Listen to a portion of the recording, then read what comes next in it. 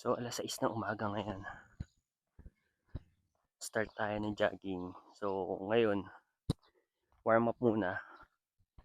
Lakad muna ako ngayon. Samahan niyo ako guys. Tignan natin kung makakailang ikot tayo ngayon. Let's go.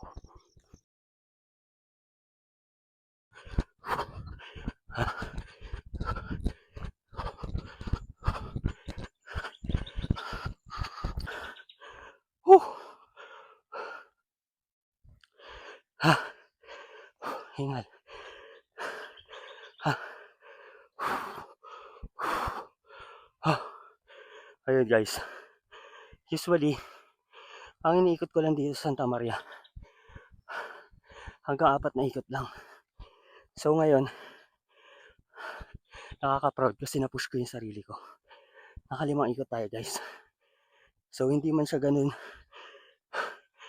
kalayo tulad ng tinatakbo ng iba. Ang importante, alam mo yon na alam mo yon sa sarili mo is nagpo-progress ka kung ano yung huli mong ginawa. Yun pa yung common mistake ng iba. Hindi lang sa pagtatakbo, hindi lang sa pagja-jogging. Although pati sa pagji-gym or kahit sa aspeto ng buhay, common mistake ng iba is kinukumpara nila yung sarili nila sa iba. Wala namang masama kung gagawin mong inspirasyon, di ba? Yun nga lang, dapat mas lagi ka nakapokus sa sarili mo. Kung nagpo-progress ka, kahit konti, malaking bagay na yun para sa sarili mo. Yun lang guys. Lakad muna ako. Guys, ito yung inikot ko. Mula doon, paikot. Ayun, dudulo pa ako doon pag ganun. Ikot, pakurbada. Tapos ikot ulit pag ganun, pakurbada. Pabalik ulit dito.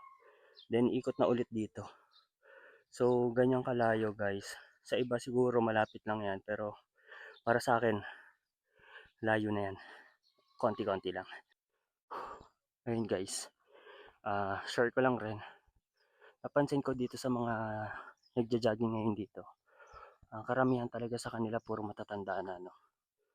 So, napansin ko lang na habang umiidad na rin talaga, mas lalo nilang inaalagaan yung health nila, no?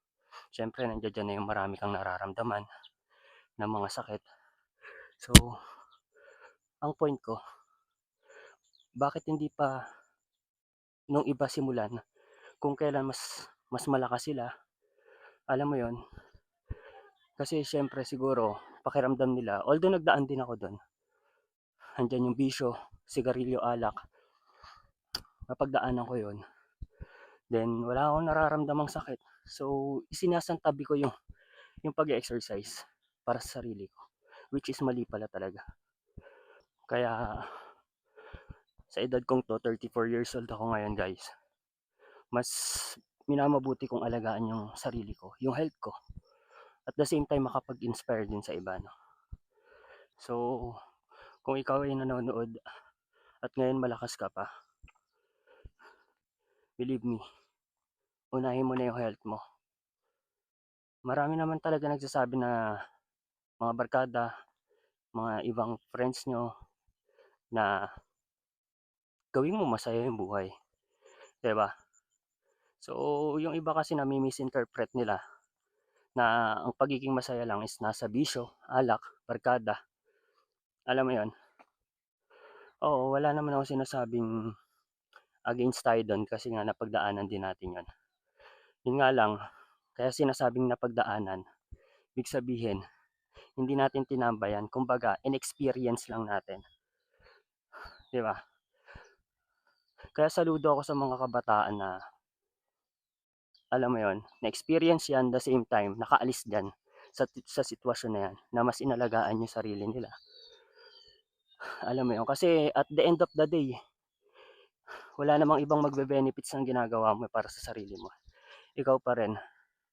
Lalo na kung pamilyadong tao ka, yan papasok yung kailangan mong maging malakas everyday para sa pamilya mo, para sa trabaho mo, para sa future ng magiging mga anak mo, ng asawa mo.